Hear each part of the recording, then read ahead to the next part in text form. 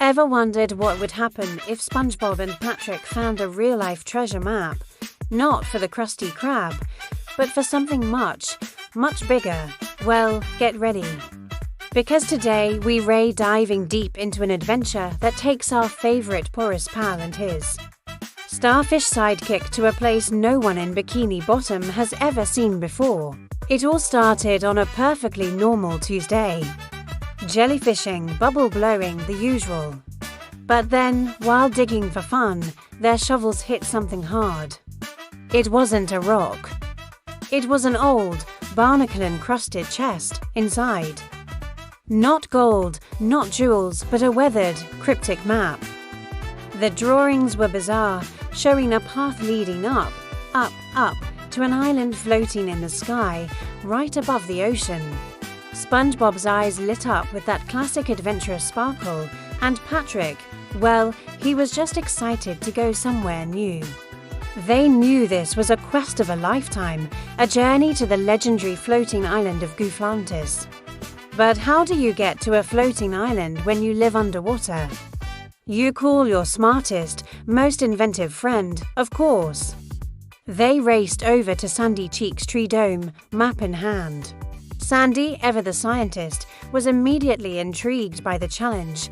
A floating landmass defying all known laws of physics she was in, she immediately started prepping her most powerful rocket, the Acorn 11, but as they were getting ready for launch, someone else got swept up in the excitement, quite literally.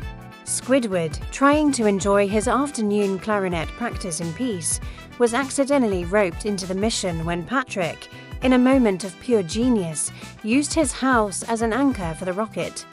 Before he could even protest, his whole house, with him inside, was being towed along for the ride.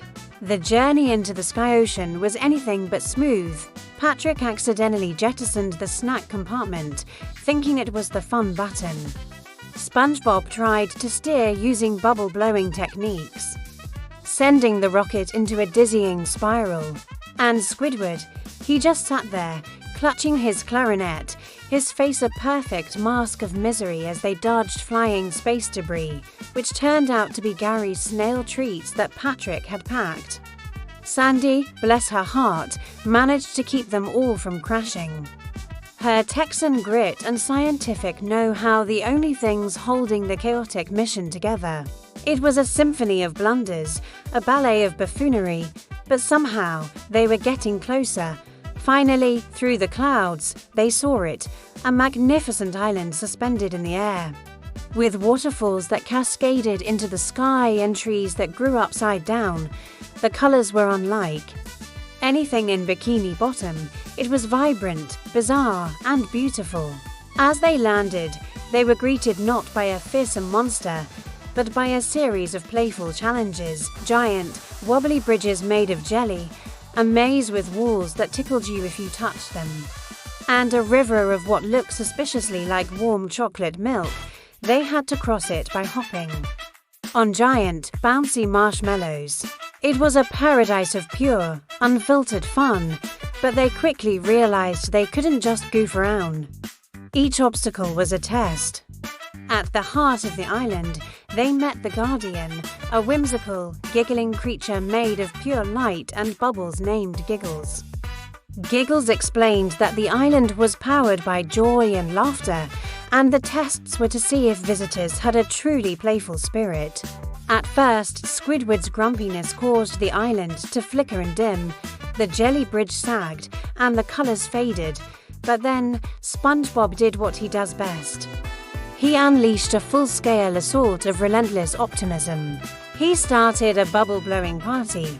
Patrick told a joke so silly that even Squidward cracked a smile, and Sandy engineered a device that turned clarinet notes into beautiful, floating flowers.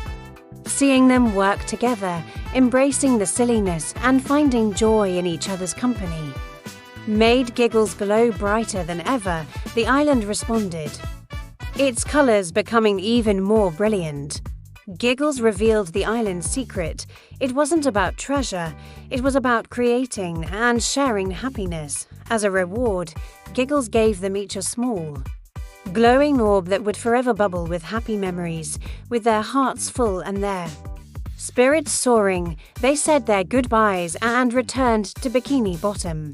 Squidward's house was gently placed back, and though he'd never admit it, the little glowing orb on his mantle seemed to make his clarinet music sound just a little bit happier. It was an adventure that proved the greatest treasure of all is the laughter you share with your friends. Thanks for watching this deep dive into one of SpongeBob's greatest imagined adventures. If you enjoyed this story, make sure to hit that like button, subscribe, and ring the bell so you don't miss our next trip to Bikini Bottom. See you next time.